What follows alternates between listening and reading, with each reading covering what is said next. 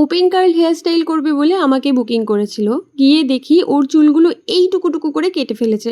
আমি তো এই চুলগুলো অনেক কষ্ট করে পাফিং করি। পাফিং করার পর আজকে অনেকটাই টাইম লেগেছিল।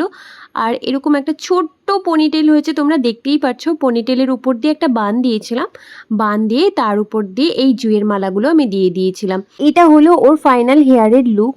আর ওর খুব পছন্দ হয়েছিল, ওর মায়েরও খুব পছন্দ হয়েছিল। ও আমাকে একটাই বলেছিল যে দিদি আমার তোমার উপর একদম ভরসা আছে, আমি জানি এইবারও তুমি আমাকে নিরাশ করোনি। মানে ও আমার কাছে অনেকবার মেকআপ করেছে, আর এটা ওকে আমি প্রথম সাজাচ্ছি না। আর খুব ইচ্ছা ছিল আমাদের দুজনারই ওর মাথাতে আমি অ্যাডভান্স হেয়ার স্টাইল করবো, ওপেন কার্ল করব।